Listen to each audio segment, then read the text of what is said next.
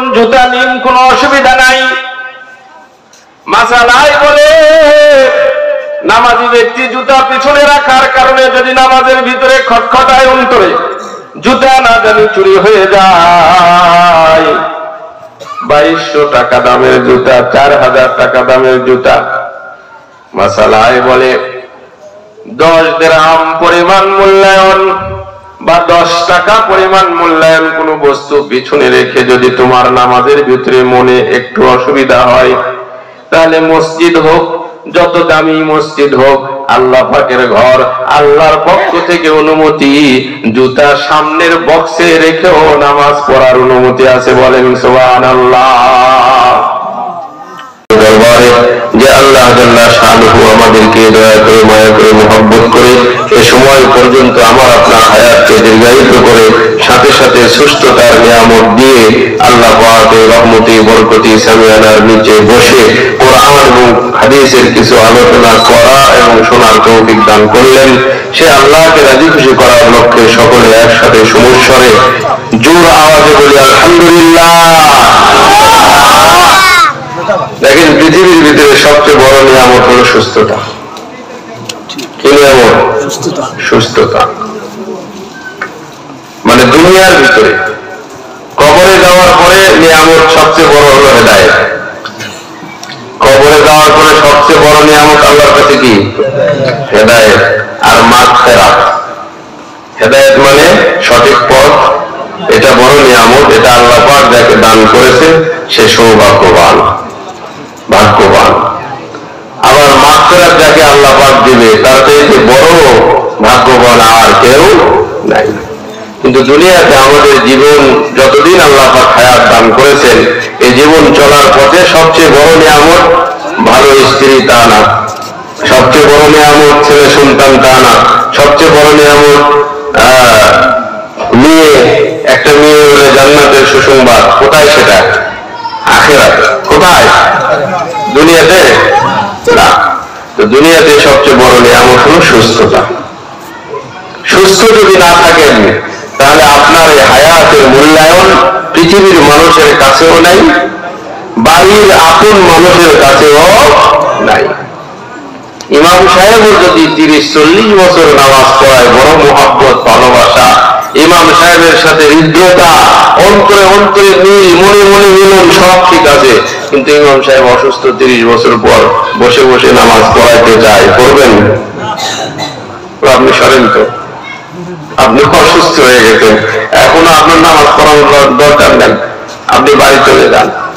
যদি সম্মানের সাথে অবসর নিয়ে না যায় তাহলে মিটিং করে ইমাম সাহেবকে সকলে বাদ দিবে, হবে না। দাঁড়িয়ে নামাজ পড়তে পারে না সেই ইমামের সাথে যতই মহব্বত হোক, চলবে না। আপন পিতা অসুস্থ হয়ে বাড়িতে বছরের পর বছর থাকে, দাদার বউ বিরক্ত হতে হতে ছেলেও বিরক্ত হয়ে যায়, ছেলে বিরক্ত হতে হতে মেয়েরাও বিরক্ত হয়, এরপরে খতম পড়ায় দেওয়ার পরে তাড়াতাড়ি যেন মারা যায়। একেবারে সুস্থ ছেলে FRCA সবকিছু পাস করে, সবকিছু নাম্বার 1 ক্লাস অর্জন করে, সবকিছু কমপ্লিট, কিন্তু যদি ফিট না থাকে, লাইনে যদি আনফিট হয়, তাহলে একটা পুলিশের চাকরিও হয় না। চোখে সামান্য কম দেখে লাইন থেকে বের করে দেওয়া, হাত একটা বাঁকা চলবে না, পা একটা খোড়া চলবে না, দেহের একটু অসুবিধা চলবে না, হাড়ের সমস্যা চলবে না। তাহলে এই সুস্থতা ছাড়া পৃথিবীর কোথাও কারো মূল্য নাই। সেই সুস্থতার মালিক কে? আল্লাহ। অসুস্থ করেন কে? আল্লাহ। এটার নাম হলো লা ইলাহা ইল্লাল্লাহ। কিন্তু আমরা বুঝি না, যার কারণে অসুস্থ হলে বলে ফেলি যে আল্লাহ যদি আর খুশিতে যায় সুস্থ হয় তাহলে মুরিদ হয়ে যাব। এটা বলা যাবে? ঈমান থাকবে না শিরক হয়ে যাবে?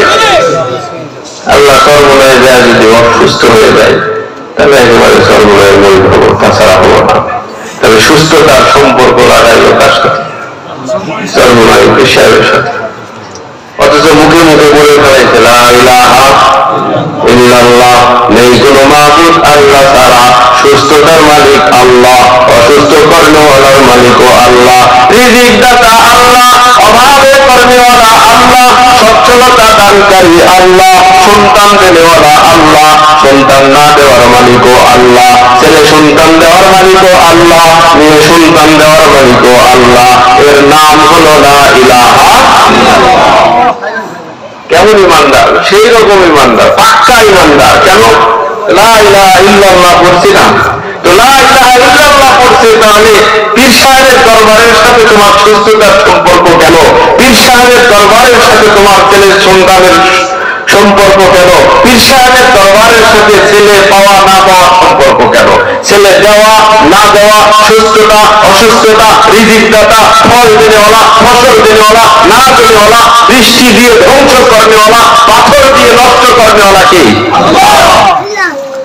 সব মানার পরেও কেন মানুষ এই ভুল করে? কেন করে? বলে শয়তানি ধোকায় পড়ে যায়। শয়তানি ধোকা। এই ধোকার কারণে গান বাজনার মাধ্যমে দিন প্রচার সেটাকেও ফেরত দাঁড়ায়।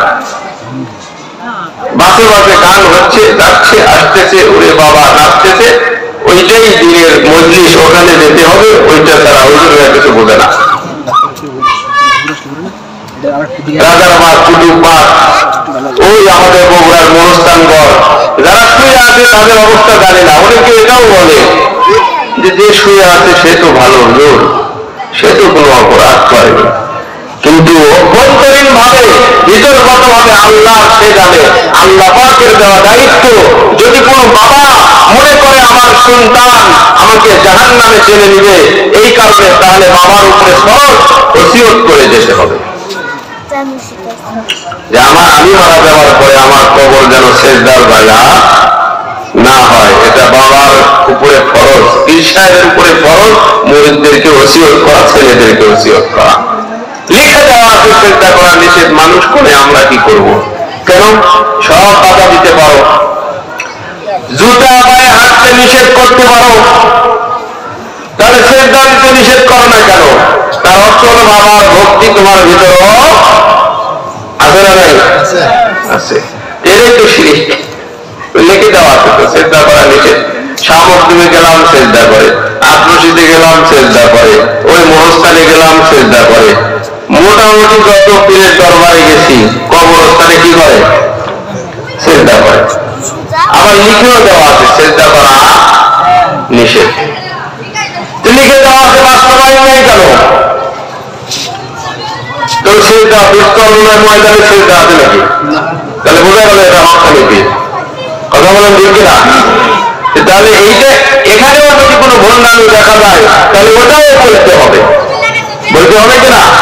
মুরিদদের দায়িত্ব বলতে হবে, আলিমদের দায়িত্ব বলতে হবে। এখন পর্যন্ত যেহেতু দেখা যায়নি এই জন্য আমরা বলতে পারি না, কিন্তু যেখানে যেটা দেখছি জিয়ারত করার পরে যখন ফিরে আসবো তখন এভাবেই আসতে হবে। তাহলে এটা বাস্তবায়ন হচ্ছে। 4-5 জন মিলে দুই পাশে দুই বাহু ধরে আটকে ফেলছে, এভাবেই আসতে হবে, জুতা খুলেই আসতে হবে। আল্লাহর ঘরে ঢোকার যে সুন্নাত, বিসমিল্লাহি ওয়াস সালাতু ওয়াস সালামু আলা রাসূলিল্লাহ, আল্লাহুম্মা ইফতাহ লি আবওয়াবা রাহমাতিক। জুতা খুলে প্রবেশ করুন, জুতা নিন, কোনো অসুবিধা নাই।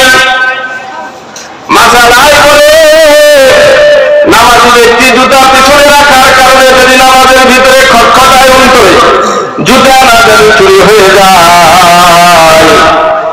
2200 টাকা দামের জুতা, 4000 টাকা দামের জুতা। মাসালায় বলে 10 দিরহাম পরিমাণ মূল্যায়ন বা 10 টাকা পরিমাণ মূল্যায়ন কোন বস্তু পিছনে রেখে যদি তোমার নামাজের ভিতরে মনে একটু অসুবিধা হয়, তাহলে মসজিদ হোক, যত দামি মসজিদ হোক, আল্লাহ পাকের ঘর, আল্লাহর পক্ষ থেকে অনুমতি, জুতা সামনের বক্সে রেখেও নামাজ পড়ার অনুমতি আছে। বলেন সুবহানাল্লাহ। আর দরবারের জুতা নেওয়াই আল্লাহর ঘরের চেয়েও বেশি সম্মান। না না না না, আবার এটা তো শয়তানি। তো কাজেই দেখা যাচ্ছে যে আল্লাহর ঘরের চাইতেও বেশি সম্মান করতেছে ওটাকে। তাহলে এটা স্পষ্ট শিরিক না? এখানে আমার যুক্তি কি? আর এর সাধারণ মানুষ তো বুঝবে।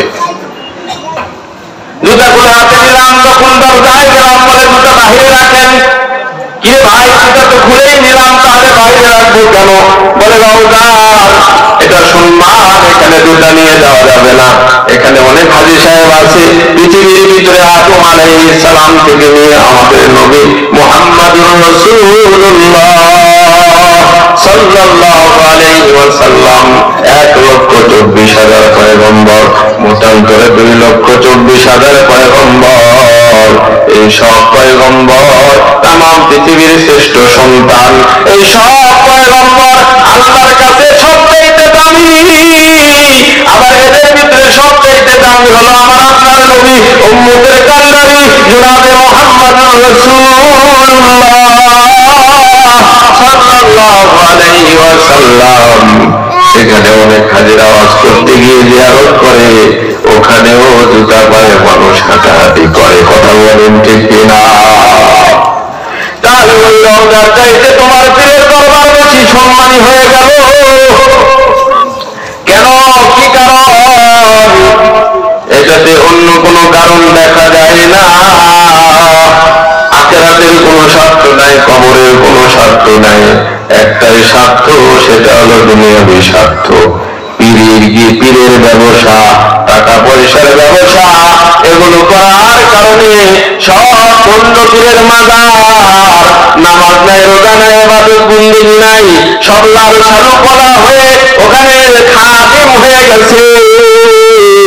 এই খাদিম মূলত ইসলামের কোন খাদিম না, এই খাদিম গুলা মূলত কোন আল্লাহর ওলির খাদিম না। এই খাদিম গুলা হলো খাদিমুল মুশরিক, মুশরিকদের খাদিম। আর আল্লাহ কোরআনে বলে, ইন্নাহু মান ইউশরিক বিল্লাহ, যারা শিরক করবে আল্লাহর সাথে, ফাকাদ হারামাল্লাহু আলাইহিল জান্নাহ, তাদের উপরে আমি আল্লাহ জান্নাতকে হারাম করে দিলাম। বলেন নাউযুবিল্লাহ। শিরক করলে জান্নাত কি হারাম, জান্নাত থেকে বঞ্চিত। আল্লাহ আরেক জায়গায় বলেন, ইন্নাল্লাহা লা ইয়াগফিরু আন ইউশরাকা বিহি ওয়া ইয়াগফিরু মা দুনা যালিকা লিমান ইয়াশা। ইন্নাল্লাহা লা ইয়াগফিরু আন ইউশরাকা বিহি ওয়া ইয়াগফিরু মা দুনা যালিকা লিমান ইয়াশা। আরে শিরিক ছাড়া সব গুনাহ আল্লাহ চাইলে, রহম করলে মাফ করে দিবেন। বলেন সুবহানাল্লাহ। তাহলে একটা বাদ দিলেন, সেটা হলো শিরিক। শবে বরাত চলে গেল, গত রবিবার রাত্রিতে শবে বরাত চলে গেল, বড় বরকতময় রজনী। সব মানে রাত, বরাত মানে মুক্তি। আপনারা সবাই জানেন যে এই রাতকে আল্লাহ পাকের পক্ষ থেকে মুক্তির রজনী বলা হয়। লক্ষ লক্ষ জাহান্নামীকে আল্লাহ মুক্তি দান করেন, লক্ষ লক্ষ গুনাহগার মুসলমান উম্মতকে আল্লাহ মাফ করে দেয়। কিন্তু আল্লাহ নবী হাদিসে বলেন, এই শবে বরাতের রজনীতে আল্লাহ পাক যে সাধারণ ক্ষমা ঘোষণা করেছেন, যখন কোন প্রেসিডেন্ট, রাষ্ট্রপতি নির্বাচনে জয়লাভ করার জন্য ইশতেহার ঘোষণা করে, ইশতেহারের ভিতরে অনেক সময় দেখা যায় প্রধানমন্ত্রী ঘোষণা করে, এবার যদি আমি ক্ষমতায় যাই তাহলে সাধারণ ঘোষণা, ক্ষমা ঘোষণা করলাম, সব কয়েদিকে ছেড়ে দিব, জেলখানায় কোনো কয়েদি রাখবো না, কোনো মামলার আসামিকে রাখবো না, সব মুক্ত করে দিব, ঘোষণা দিয়ে দেয়। আর আমার আপনার আল্লাহর পক্ষ থেকে ঘোষণা, শবে বরাত মুক্তির রজনী। যারা মুসলমান, নামাজরত অবস্থায় থাকতে হবে না, কোরআন তেলাওয়াতরত অবস্থায় থাকতে হবে না, রুকু অবস্থায় থাকতে হবে না, সিজদা অবস্থায় থাকতে হবে না। যদি মুসলমান হয় তাহলে আল্লাহর পক্ষ থেকে শবে বরাতে সাধারণ ক্ষমার ঘোষণা, সবাইকে আল্লাহ পাক এমনি এমনি ক্ষমা করে দিবেন। বলেন সুবহানাল্লাহ। আমরা অনেক সময় ভুল করি যে শবে বরাতে মনে হয় আমি নামাজ, নফল নামাজ না পড়লে আমি মনে হয় মাফ পাবো না। আল্লাহ মহা ক্ষমাশীল, এজন্য আল্লাহর নাম গফফার। এই রাতকে আল্লাহ মুক্তির রাত বানাইছে, সবাইকে ক্ষমা করে দিবে, শর্ত হলো মুসলমান। কি হতে হবে? মুসলমান হতে হবে। যে শিরিক করে আল্লাহ নবী বলে এই রাতেও তাকে ক্ষমা করা হবে না, কারণ শিরিককারী মুসলমান না। যে শিরিক করে মাজারে যায়, মাজারে সেজদা করে, মাজারে মান্নত করে, মাজারে টাকা দেয় সন্তান লাভের আশায়, অর্থ লাভের আশায়, ওই যে হিন্দুস্তানে খাজা মঈনুদ্দিন চিশতি রহমতুল্লাহ আলাইহির মাজারে মান্নত করেছে, আল্লাহ 2024 সালে যদি আমি কোটিপতি হই, আমি যদি 1 কোটি টাকা কামাই করতে পারি, তাহলে ওই মঈনুদ্দিন চিশতির মাজারে গিয়া ওই যে 60 মণ চাউলের যে ডেকচি আছে, ওই ব্যাগের ভিতরে খিচুড়ি পাকায় খাবো। মান্নত করেছে, পুরা শিরিক হয়ে গেল। আল্লাহ আল্লাহ যতই ডাকুক না কেন, এই ডাকের কোনো দাম নাই, কারণ আল্লাহর ক্ষমতার সাথে আরেকজনকে মিলাইছে, শিরিক করে মুশরিক হয়ে গেছে। কথা বলেন ঠিক কিনা? এই জন্য যে শিরিক করে সবে বরাত, সে ক্ষমা পাবে না, সাধারণ ক্ষমা, তারপরেও আল্লাহ ক্ষমা করবে না। বর্ণনাটা আমাদের নবী মুহাম্মদুর রাসূলুল্লাহ। 2 নাম্বার হিংসাকারী, সেও মুসলমান না, অন্তরে হিংসা আছে, তাহলে সবে বরাতে এই মুক্তির রজনীতে সে ক্ষমা পাবে না। আল্লাহ পাকের পক্ষ থেকে যদিও সাধারণ ক্ষমার ঘোষণা, কিন্তু অন্তরে হাসাদ হিংসা থাকার কারণে আল্লাহ নবীর বর্ণনা সে ক্ষমা পাবে না। হিংসা কি জিনিস? হিংসার বর্ণনা, হিংসা হলো আরেকজন মুসলমান ভাইয়ের ভালো কিছু দেখে সেটা নষ্ট করার জন্য অন্তরে অন্তরে কুমন্ত্রণা হওয়া। আমার এক ভাই ভালো একটা চাকরি পাইছে, হালাল রিজিক কামাই করে, আমার অন্তরে জ্বলনি, রাত্রেবেলা ঘুমাইতে যায় আর মনে মনে ভাবি, আল্লাহ আমার এই ভাই কেন এই চাকরি পাইলো, ওর চাইতে তো অমুকজন ভালো আছিল, ওই চাকরিটা আমি পাইলো ভালো হইতো, ওই কেন পাইলো, এটা কিভাবে দূর করা যায়? এমন চিন্তা ভাবনার নাম হলো হিংসা। একজন ভাই জমি কিনে হালাল কামাই হোক অথবা হারাম হোক সে বুঝবে, কিন্তু জমি কিনতেছে ওইটা দেখে তার হিংসা, সে কেন জমি কিনে, আমি কেন পারি না, কেমনে এই জমি কেনা ঠেকানো যায়, কেমনে তার ভালো মন্দ ঠেকানো যায়। এরকম চিন্তা ভাবনা একজন ফকির মিসকিন মুসলমানের অন্তরেও যদি থাকে, ফকির হতে পারে, মিসকিন হতে পারে, এতিম হতে পারে, আমি আলেমও হতে পারি, আমি মুফতিও হতে পারি, ইমাম সাহেবও হতে পারে, অন্তরে হিংসা থাকার কারণে শবে বরাতের রাত্রে আমি মুফতিও আল্লাহর ক্ষমা পাবে না। একজনের ব্যবসায় ভালো লাভ হচ্ছে, ব্যবসা করতে গিয়ে সে সফল, আপনিও পাটের ব্যবসা করেন, সেও পাটের ব্যবসা করে, কিন্তু আপনার ব্যবসায় সফলতা নাই, তার ব্যবসার ভিতরে সফলতা। পাটের ব্যবসা করে সে লাখপতি কোটিপতি হয়ে গেল, আর আপনি পাটের ব্যবসা করে আপনি ফকির হয়ে যাচ্ছেন, তার প্রতি আপনার হিংসা। আল্লাহ নবীর বর্ণনা, আপনি ফকির হয়ে গেলে কি হবে, আপনি মিসকিন হয়ে গেলে কি হবে, আপনাকে আল্লাহ পাক শবে বরাতের রাত্রেও ক্ষমা করবে না। মুশরিককে আল্লাহ ক্ষমা করে না, হিংসুককেও আল্লাহ ক্ষমা করে না।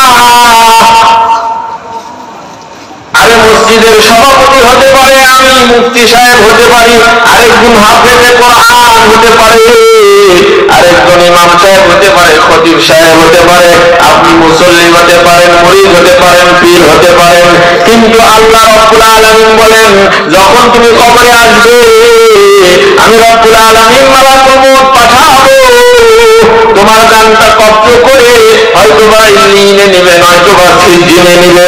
তবে মনে রাখো, কবরে মুসলমান না হয়ে আসিও না। কি হয়ে আসতে হবে? ইয়া আইয়ুহাল্লাযীনা আমানু, ও ঈমানদাররা। কারা? আপনারা ঈমানদার না? কে কে ঈমানদার একটু বলি দেখি। লিল্লাহি তাকবীর, নারায়ে তাকবীর, নারায়ে তাকবীর, আল কোরআনের আলো,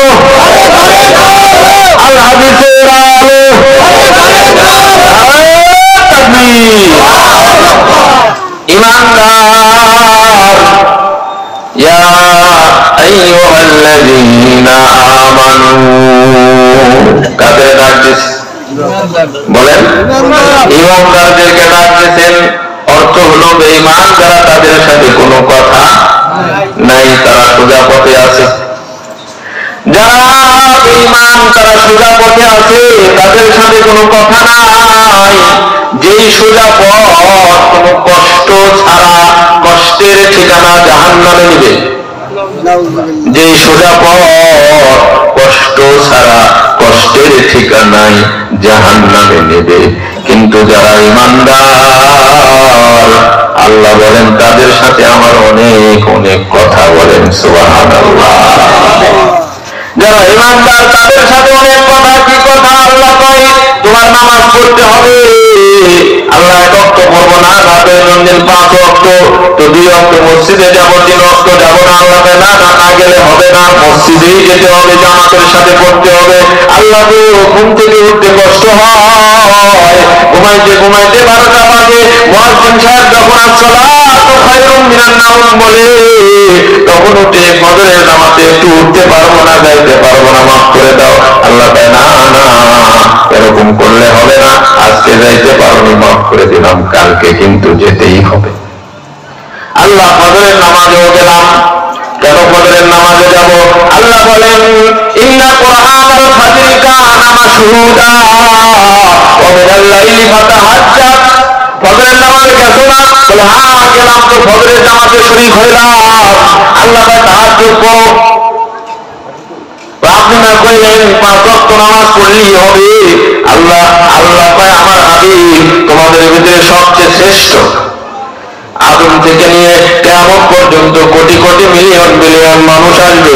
সমস্ত মানুষের ভিতরে আমি আল্লাহর কাছে সবচেয়ে প্রিয় হলো মুহাম্মাদুর রাসূলুল্লাহ সাল্লাল্লাহু আলাইহি ওয়াসাল্লাম। তাকে আমি বলেছি তাহাজ্জুদ করেন, ওয়া মিনাল লাইলি ফাতাহাজ্জাত বিহি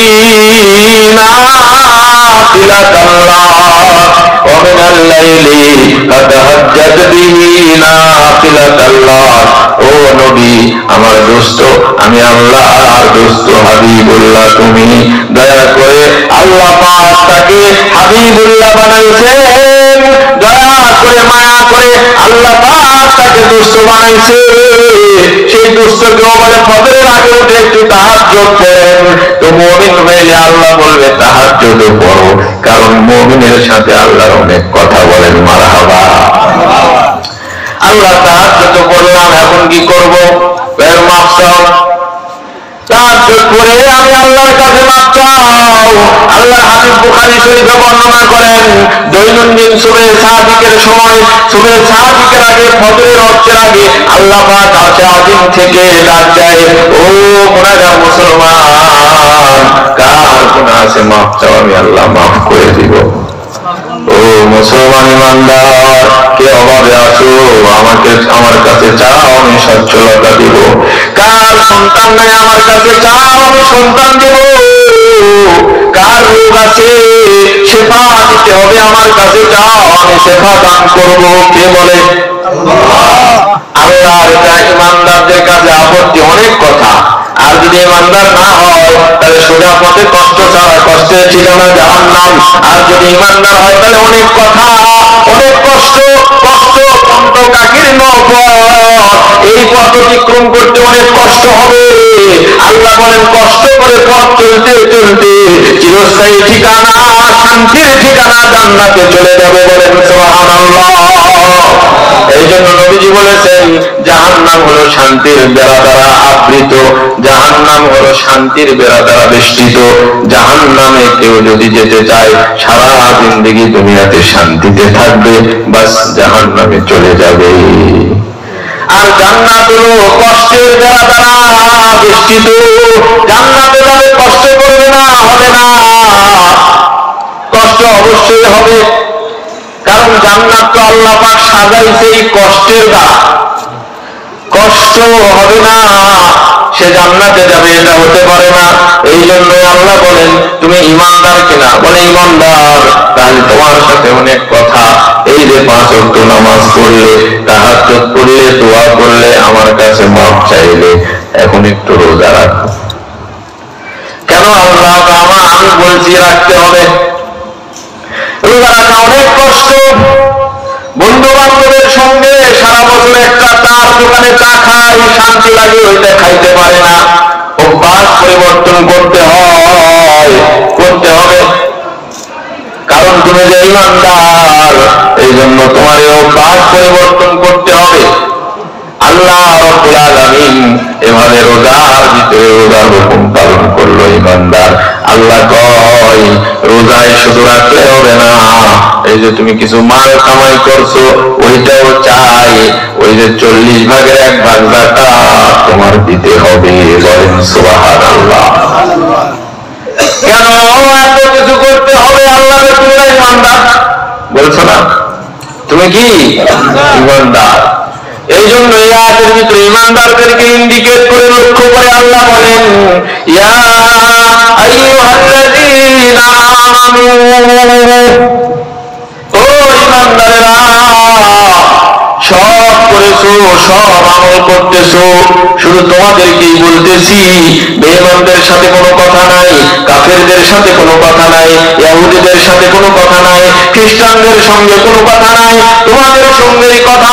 5 ওয়াক্ত নামাজ পড়ছো, জুমার নামাজ আদায় করছো, হজ করার জন্য লক্ষ লক্ষ টাকা খরচ করে খানায় কাবা জিয়ারত করছো, আমার হাবিবের রওজায় গিয়ে সালাম জানাইছো, আসসালাতু ওয়াসসালামু আলাইকা ইয়া হাবিবাল্লাহ ইয়া রাসূলুল্লাহ, চোখের পানি ফলাইছো, কোনো অসুবিধা নাই। রমজানের রোজা রাখছো, খুব ভালো করছো, যাকাত আদায় করছো, খুব ভালো করছো, কারণ এগুলো আদায় না করলে তুমি তো মুসলমান না। কিন্তু পরিশেষে মরণের আগে আমি আল্লাহ তোমাকে স্মরণ করে দিতে চাই, ইত্তাকুল্লাহ হাক্কা তুকাতি, আমি আল্লাহকে ভয় করো, ওয়ালা তামুতুন্না ওয়ালা তামুতুন্না ওয়ালা তামুতুন্না, মরিও না ইল্লা ওয়া আনতুম মুসলিমুন, মুসলমান হয়ে তুমি কবরে আসো, মুসলমান হয়ে মরণ ধারণ করো। আলিম হয়ে মরো না, হাফেজ হয়ে মরতে হবে না, মুফতি হয়ে মরতে হবে না, ইমামতি করে মরতে হবে না, খেতাবতি করতেই হবে না। আল্লাহ তাই মুসলমান হয়ে আসো, তাহলেই তুমি শান্তি পাবে। কারণ হাফেজ হলেও যে মুসলমান হবে তার গ্যারান্টি নাই, মুফতি হলেই যে সে মুসলমান হবে তার কোনো গ্যারান্টি নাই, ইমামতি করলেই যে সে মুসলমান হবে তার কোনো গ্যারান্টি নাই। এই জন্য আল্লাহ এমন একটা উপাধি বললেন যে কোনো উপাধি লাগবে না, কোনো যশ খ্যাতি লাগবে না, কোনো খেতাবতি লাগবে না, কোনো মুফতি হাফেজ মুহাদ্দিস কিছুই লাগবে না। তুমি শুধু আমি আল্লাহর একটা উপাধি অবলম্বন করে আসো, সেটা হলো মুসলমান। কি মুসলমানের অর্থ কি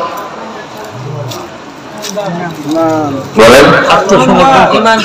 হ্যাঁ, এই যে উনি বলছে আত্মসমর্পণ করা। মুসলমান কি? মুসলমান অর্থ হলো আত্মসমর্পণ করা। ব্যাখ্যা হলো লা ইলাহা, আমি বলছি লা ইলাহা ইল্লাল্লাহ, মাঠে ফসল দেনেওয়ালা আল্লাহ ছাড়া কেউ নাই, ফসল ধ্বংস করনেওয়ালাও আল্লাহ ছাড়া কেউ নাই, সুস্থ করনেওয়ালা আল্লাহ ছাড়া কেউ নাই, অসুস্থ করনেওয়ালা আল্লাহ ছাড়া কেউ নাই, সন্তান দেনেওয়ালাও আল্লাহ ছাড়া কেউ নাই, সন্তান আবার দিবে দেনেওয়ালাও আল্লাহ ছাড়া কেউ নাই, ছেলে দিবে না মেয়ে দিবে একমাত্র কে দিবে? আল্লাহ। এই সবগুলার কাছে স্যালেন্ডার করার নাম হলো অর্থ। মুসলমানের অর্থ পাওয়া গেল। কেবল কি পাওয়া গেল? অর্থ, আত্মসমর্পণ। ছেলেকে দেয় মাথা নত করে দিলাম আল্লাহর কাছে, মেয়েকে দেয় মাথা নত করে দিলাম আল্লাহর কাছে। আমার যে একটা মেয়ে হয়েছে আরেকটা আবার হবে কেন? কেন বললে আর নত থাকে, আত্মসমর্পণ থাকে। আমার 2টা মেয়ে হয়েছে, তারা 3 নম্বর আবার মেয়ে দিচ্ছেন কেন বলা যাবে? আত্মসমর্পণ থাকবে? আমাকে কেন সন্তান দিচ্ছেন না বলা যাবে? তাহলে আত্মসমর্পণ থাকবে। আপনি দিচ্ছেন না, আমি এখন বাবার দরবারে যাচ্ছি নেওয়ার জন্য। আল্লাহ কয় যা, আমি আল্লাহরে ছাড়া যে হেদায়েত পেতে চাই তারে আমি আল্লাহ নিয়ে সাথে গোমরা করে দেই। ওখানে গেলেই তুই সন্তান পাবি, আমি দিব কিন্তু তুই গোমরা হবি। বলেন নাউযুবিল্লাহ। অনেক সময় এরকম হয়, দিচ্ছে না কেন? কেন দিবে না? তাহলে আল্লাহর কাছে আর চাবই না, যাই দেখি রাজার বাদ যাই। তাহলে শুনতেছে না উনি? শুনতেছে তো? তুই কি ইমানদার, কি মুসলমান হলি? কোরআনে আমি আল্লাহ বললাম ইয়াবু লিমান ইয়াশাউ ইনাসাও ওয়া ইয়াবু লিমান ইয়াশাউ যুকুর। যারে খুশি আমি আল্লাহ মেয়ে সন্তান দিই, যারে খুশি আমি আল্লাহ ছেলে সন্তান দিব। ওয়া ইয়াবু লিমান ইয়াশাউ, আর যাকে খুশি একটা দিব, দুইটা দিব, তিনটা দিব, চারটা দিব। আবার যাকে খুশি আমি বাঞ্জা বানায়া নিঃসন্তান রাখবো। এটা তো আমি কোরআনে বলেই দিয়েছি। এটাই যদি তুই মানতিস তাহলে আজকে তুই আক্রোশী আর রাজার বাড়িতে গিয়া সন্তান চাইতি না। যেহেতু চাইতে গেছিস দিব আমি, কিন্তু তুই হবি গোমরা, ঈমান হারা, শিরিক যুক্ত ঈমানদার। তখন এই শিরিক যুক্ত ঈমানদার সবে বরাত যাবে শত শত, মাপ পাবে না। লাইলাতুল কদর যাবে, মাপ পাবে না। হাজার হাজার রোজা রাখতে মাপ পাবে না। কারণ শিরিক যুক্ত ঈমানদারকে আল্লাহ পাক মাপ করার অপশন রাখে না। কথা বলেন ঠিক না? অনেকেই ভুল বোঝে আল্লাহ তো মহাক্ষমাশীল, যতই শিরিক করি আল্লাহ যদি মাফ করে অসুবিধা কি? না না, আল্লাহ যেটা বলে দিছে ইন্নাল্লাহা লা ইয়াগফিরু আন ইউশরাকা বিহি ওয়া ইয়াগফিরু মা দুনা যালিকা লিমান ইয়াশা। এটা ছাড়া সব মাফ করব বলে দিছে কে? তো আবার এখানে অপশন খুঁজলে তার মতো বেকুব আল্লাহর ঘোষণাকে নিয়ে ঠাট্টা করা, ওই আরো বেঈমান হবে। আল্লাহ, আমি এবার মোবাইলে দেখলাম একটা মানুষ বলতেছে যে আমার ছেলে 7 দিন হলো বোবা হয়ে গেছে। আপনারা দেখেছেন কিনা জানেন? কয়দিন? 7 দিন হলো সে বোবা হয়ে গেছে, কথা বলতে পারে না। পরে আমি নিয়ত করলাম যে আত্মশীতে গিয়ে যদি সে কথা বলতে পারে তাহলে আমি হুজুরের মুরিদ হয়ে যাব। সে আসছে, অটোমেটিক ওই ছেলে কথা বলা শুরু করছে। তাহলে এই লোকটা তার কাছে কি হয়ে গেল? দুর্বল হয়ে গেল না? কথা বলার ক্ষমতা হস্তান্তর করলো কার কাছে? পীরের কাছে। কিন্তু কথা বলাই লোকে, মাঝখান থেকে সে গোমরা হয়ে গেল। আমাদের মহাস্থান করে একজন হিন্দু সাধক থাকতো, সে মুসলমান না, ইমানদার না, কিছুই না, হিন্দু। কিন্তু যুবক পোলাপান মাজারে আসলেই তাকে বলতে, এই যুবক শোনো, এখানে আসো, তুমি কি ফুল খুঁজতেছো? বলে হ্যাঁ। তোমার প্রেমিকাকে দিবে? বলে হ্যাঁ দিব।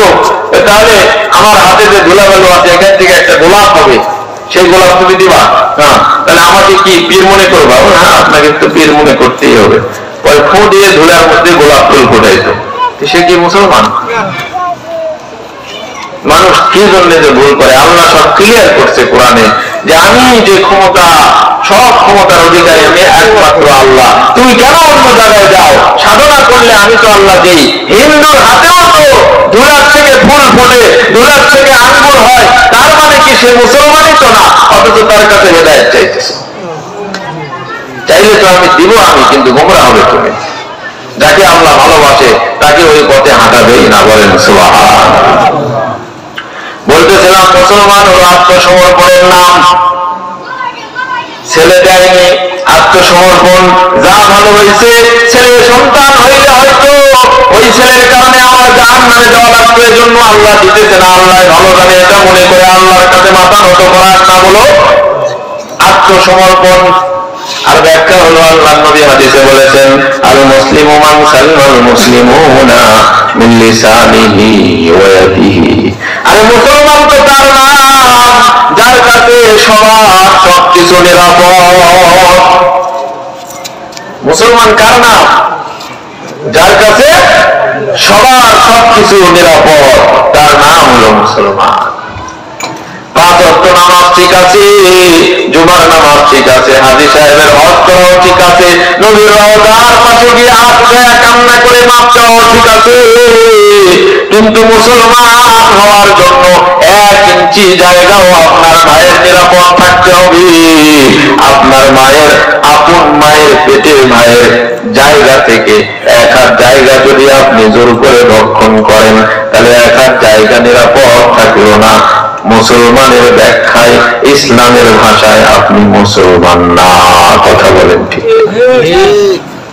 আপনার জমির সাথে আরেক ভাইয়ের জমি ধানের আবাদ করতে গিয়ে আল কাটতেছেন, এমন ভাবে খাড়া করে কোদালটা মারছেন যে 1 ইঞ্চি 2 ইঞ্চি করে যাইতে যাইতে, বছর যাইতে যাইতে 10 বছর পরে 1 হাত বেড়ে গেল, আপনার দাড়িও পেকে গেল, নামাজ পড়তে পড়তে কপালে দাগ হয়ে গেল। ওই জমি রেখে আপনি কবরে যাবেন, আপনি মুসলমান হয়ে কবরে গেলেন না, কারণ আপনার ভাইয়ের জমির আল আপনার কাছে নিরাপদ থাকলো না। খতিব সাহেব মসজিদে খেতামতি করে, খতিব হতে পারে, আমি মুফতি সাহেব মুফতি হতে পারি, কিন্তু ইসলামের আইন কানুন আমার কাছে নিরাপদ না। সুদের কথা বলতে আমি ভয় পাই, ঘুষের কথা বলতে আমি ভয় পাই, অন্যায় দেখলে প্রতিবাদ করতে ভয় পাই। আমার কাছে আল্লাহর দেওয়া ইসলাম নিরাপদ না। ভুলভাল কেরাত করে নামাজ পড়ায়, আমি বুঝি যে আমি ভুল পড়েছি, তারপরেও নামাজ দোহরাই না। ওযু ছাড়া নামাজ পড়াইলাম, পরে আমার মনে হলো মুসল্লিদের বললাম না, তাহলে ইসলামের নামাজ আমি মুফতি সাহেবের কাছে নিরাপদ না। আমি মুফতি হতে পারি, 40 বছর ইমামতি করতে পারি, কিন্তু আমার মুসল্লিদের নামাজ আমার কাছে যেহেতু নিরাপদ না, এই জন্য আমি মুসলমান না। কথা বলেন ঠিক? মসজিদের সভাপতি সাহেব 30 বছর 20 বছর মসজিদের সভাপতির দায়িত্বে আছে, কিন্তু মসজিদের টিআর গেয়ার যা আছে জনগণকে জানায় না, সব খেয়া ফেলায়, কারণ জনগণ তো মূর্খ, এগুলো ওরা জানেই না।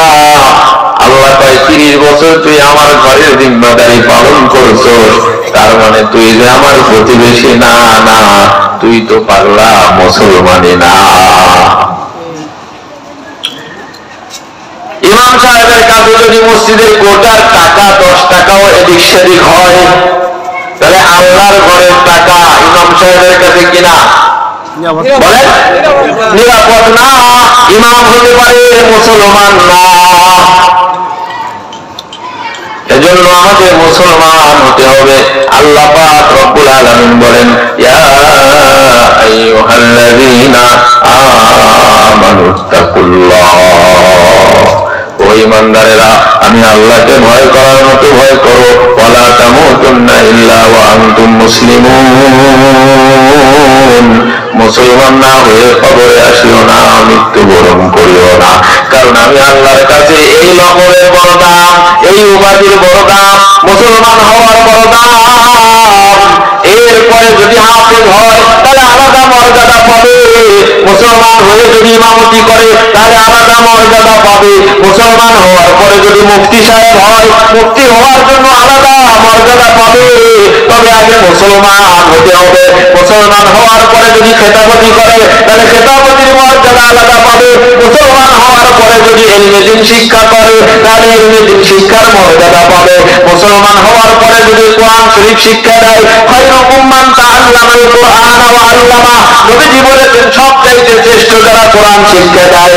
এটা পাওয়ার জন্য আগে মুসলমান হতে হবে।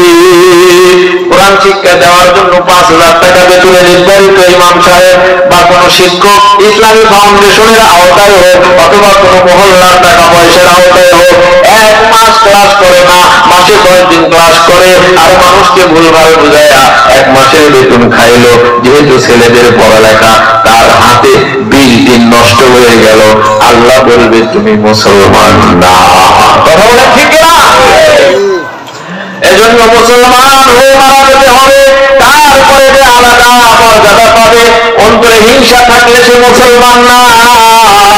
জেনাকার সে মুসলমান হতে পারে না, কারণ আরেকজন মা বোনের ইজ্জত তার কাছে নিরাপদ না, এজন্য মুসলমান না। মদখোর, মদ পান করে সে মুসলমান না, কারণ আল্লাহ পাকের দ্বীন তার কাছে নিরাপদ না। আল্লাহ পাক খাবার নির্ধারণ করে দিয়েছেন, সেই খাবারগুলিও খায়, আবার স্বাস্থ্য কামাকড় বিচ্ছু যা আছে সব খায়। আল্লাহ নিষেধ করলো তারপরেও খাইলো, মুসলমান হতে পারলো না, কারণ আল্লাহর বিধান তার কাছে নিরাপদ থাকলো না। মুসলমানের অর্থই হলো যার কাছে সবার সবকিছু নিরাপদ, সেই হলো আল্লাহ রাব্বুল আলামিন বলেন সব ঠিক আছে নবীজি, আপনার একটু জিহাদ করতে হবে। আপনি তো মক্কা নগরী ছেড়ে, মাতৃভূমি ছেড়ে, আমি আল্লাহর ঘর বাইতুল্লাহ ছেড়ে মদিনায় চলে এসেছেন। যেদিন নবীজি মক্কা ছেড়ে বাইতুল্লাহ ছেড়ে মদিনায় যায়, সবাই সন্তানের দিকে তাকায়া চোখের পানি ছেড়ে দেয়। সমস্ত সাহাবায়ে কেরাম বিবি বাচ্চাদের চিন্তা করে, আমার বিবিকে আমি পর করে দিলাম, মদিনায় যাব, পর হয়ে যাক, আমি মদিনায় যাব, আমার বাবা কাফের, তার দিকে তাকাবো না। নবী বলেছে হিজরত করতে হবে, মদিনায় চলে যাব। সবাই সবার আত্মীয় স্বজনের কথা স্মরণ করে চোখের পানি ফেলায়। আর আমার আল্লাহ নবী উম্মতের কান্ডারি, শাফাআতের অধিকারী, শাফিউল মুজনিবিন, হাউজে কাউসারের পানি পান করানোর মালিক নবী মুহাম্মদ রাসূলুল্লাহ,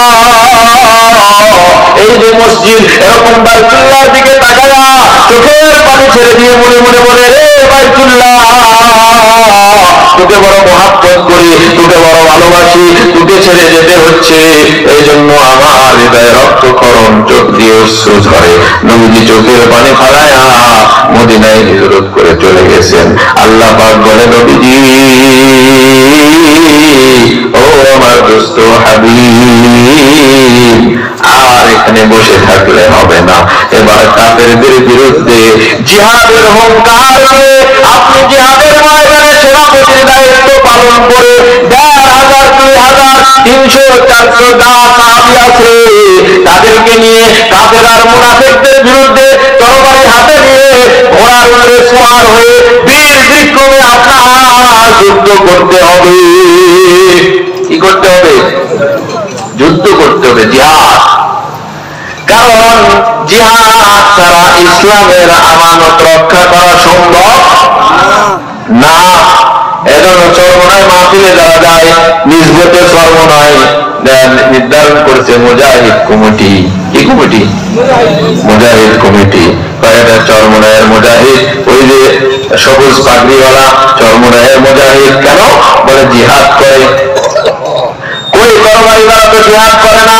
নবীজি তো মদিনার থেকে তরবারি নিয়ে সাহাবায়ে কেরামকে নিয়ে ৩১৩ জন সাহাবী নিয়ে বদরের যুদ্ধে বিজয় লাভ করলেন, কাফেরদেরকে গলা কাটলেন, সাহাবায়ে কেরাম শহীদ হয়ে জান্নাতের পাখি হয়ে উঠতেছে।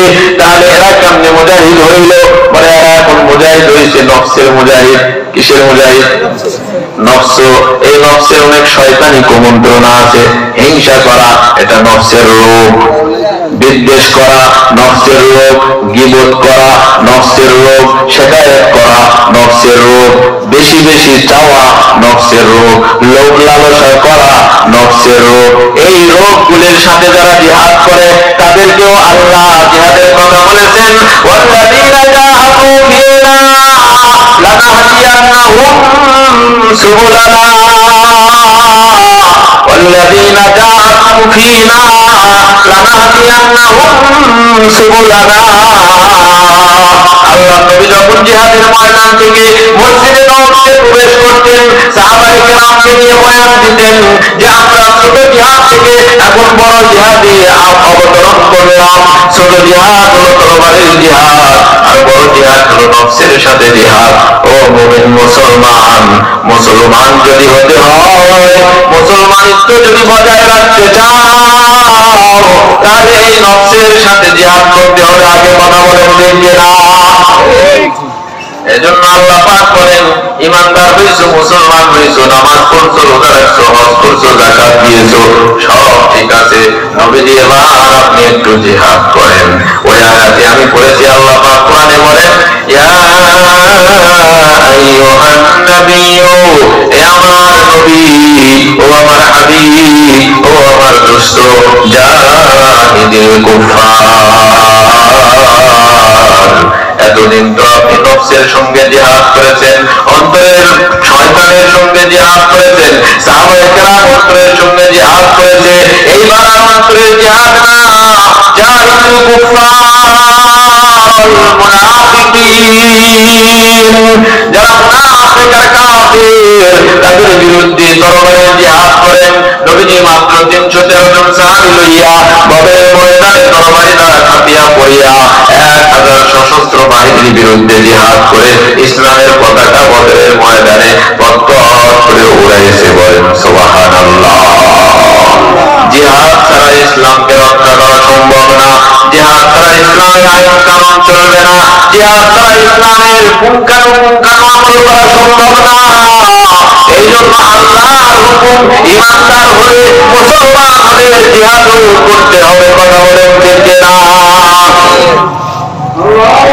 আজান হচ্ছে, সকলে আজানের জবাব দিন।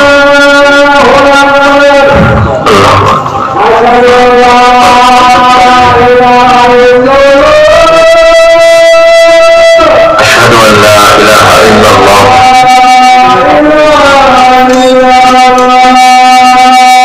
أشهد أن لا إله إلا الله أشهد أن محمدا رسول الله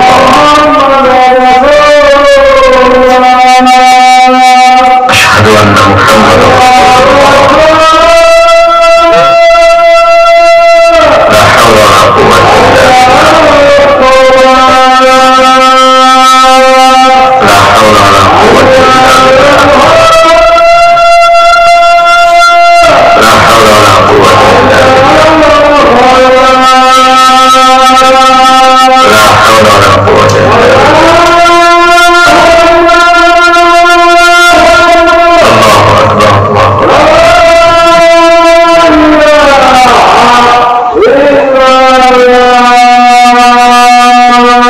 لا إله إلا الله صلى الله عليه وسلم. اللهم رب هذه الدعوة التامة والصلاة القائمة محمد وسيلة الفضيلة ومقام محمود ওঠেন না। তাহলে সবকিছু করার পরে নবীজিকে হুকুম দিলেন কিসের? জিহাদে। আমরা মুসলমান এখন এমন হয়ে গেছি যে জিহাদের আলোচনা না করার কারণে জিহাদ যে একটা ইসলামের অন্যতম অংশ এটা ভুলে গেছে। অথচ এই জিহাদ ছাড়া আপনার ইসলাম আপনার মুসলমানিত্ব টিকে রাখা সম্ভব না। বর্তমান স্কুল কলেজে ধর্ম নিরপেক্ষতার নামে সকল শিক্ষার্থীকে সব ধর্মেরই মান মর্যাদা রক্ষা করে সবার উপরে সব ধর্মের সম্মান ঢুকে দিয়ে যে লেখাপড়া সিলেবাস বানানো হচ্ছে, এগুলোর বিরুদ্ধে শুধু আওয়াজ দিবেন, স্লোগান করবেন আর মিছিল মিটিং করে কোনো লাভ হবে? একবারে স্পষ্ট কথা। পুরা বিশ্ব গণতন্ত্রের ধারায় চলে, সারা বিশ্ব গণতান্ত্রিক ধারাবাহিকতায় সমস্ত সরকার চলে। সুতরাং খেলাফত না আসা পর্যন্ত, খেলাফত বাস্তবায়ন না করা পর্যন্ত, আবু বকর, ওমর, ওসমান, আলীর খেলাফতের জামানা না আসা পর্যন্ত ইসলামের 100% আমল করা সম্ভব না। আর এটা আনতে হলে অবশ্যই জিহাদের দরকার, যা দৃষ্টান্ত আফগানিস্তান। তারা ইসলামী আইন কানুন বাস্তবায়ন করতেছে, কেউ কিছু বলার নাই, করারও নাই, কারো মন খারাপ হলে অভিযোগ করার ক্ষমতা নাই।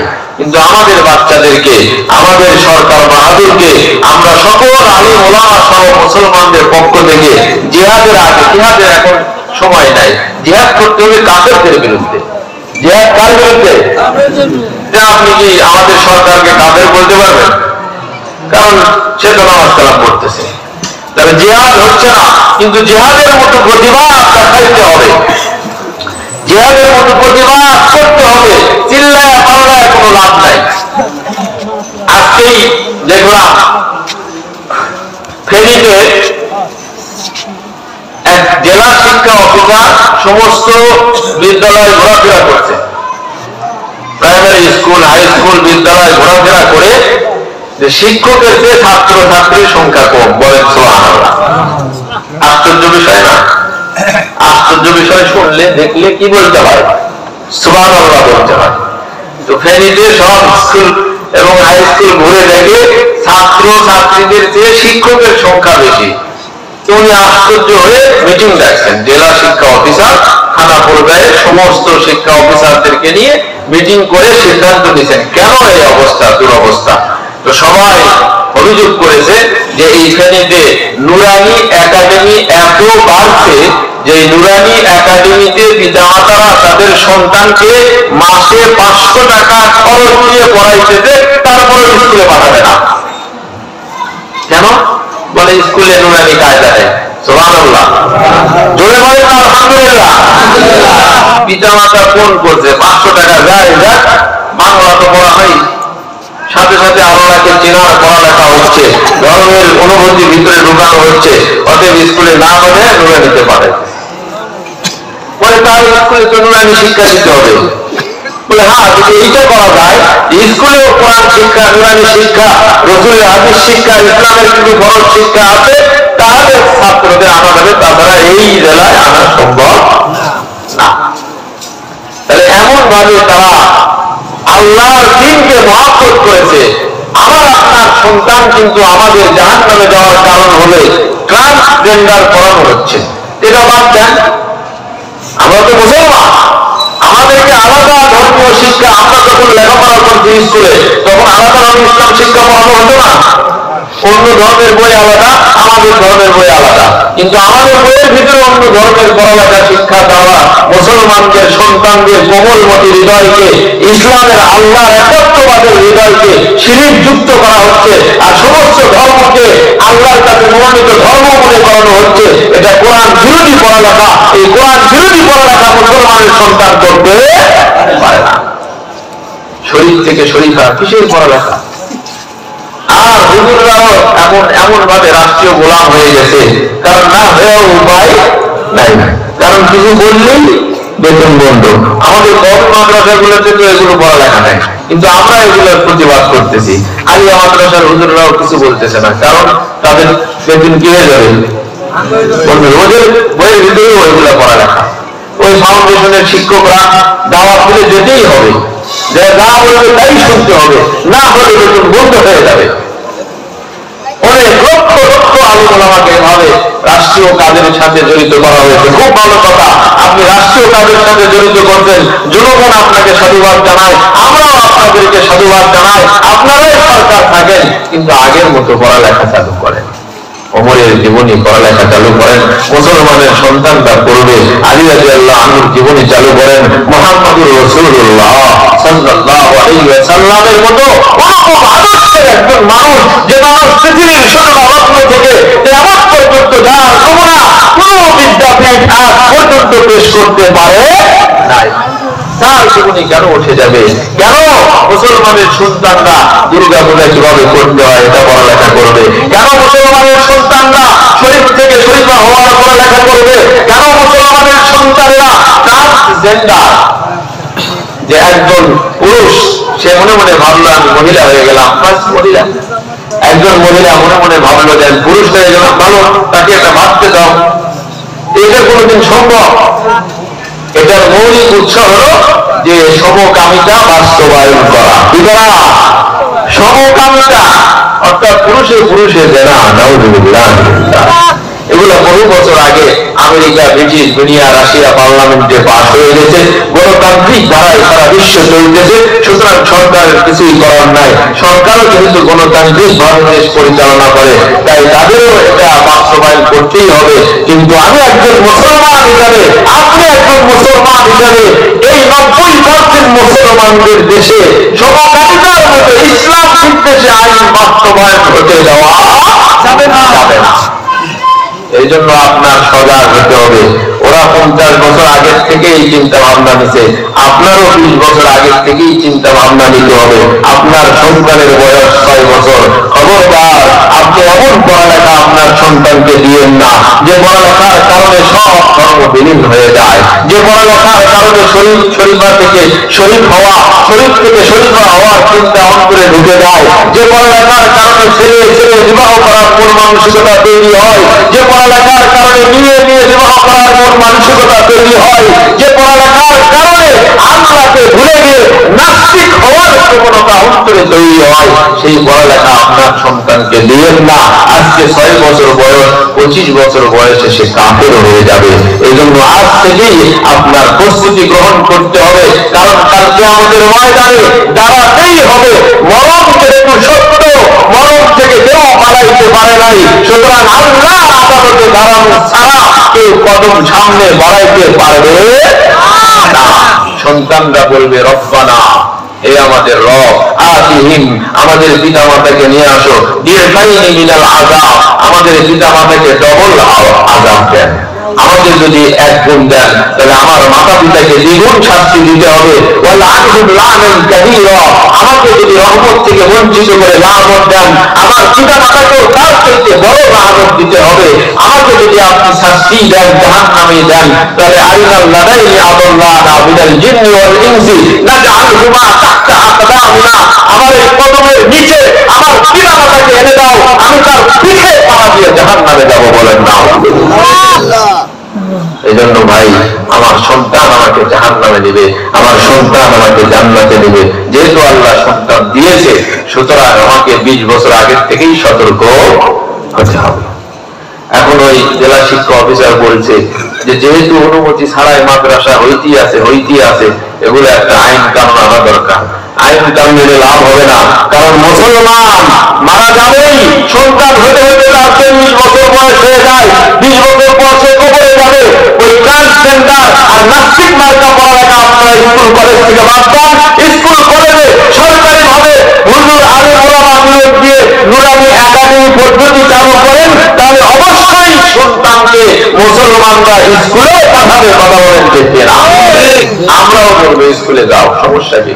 মালয়েশিয়াতে 7 প্যান্ট পরে ঘোরে, কিন্তু নামাজ কালাম পড়ার জন্য যা যা দরকার পুরো কোরআন শরীফ শুদ্ধ তেলাওয়াত করতে পারে। সৌদি আরবে পারে, পাকিস্তানে পারে, তো আমরা পারি না কেন? কারণ আমাদের স্কুল কলেজে ইসলামী শিক্ষার গুরুত্ব নাই, অথচ মুসলমান বেশি। এই জন্য আপনাদের সর্বপ্রথম আপনাদেরকে দাওয়াত দিব, আপনাদের সন্তানদেরকে মুসলমান বানানোর চেষ্টা করেন, নিজেরা মুসলমান হন। আল্লাহ পাক রমজান আসতেছে, এমনি এমনি আল্লাহ মাফ করে দিবে যদি আপনি মুসলমান হন। আল্লাহ পাক আমাদেরকে মুসলমান হয়ে কবরে যাওয়ার তৌফিক দান করুন। সকলে বলে আমিন। ওয়া আখিরু দাওয়ানা আলহামদুলিল্লাহি রাব্বিল আলামিন। আসসালামু আলাইকুম ওয়া রাহমাতুল্লাহি ওয়া বারাকাতুহু।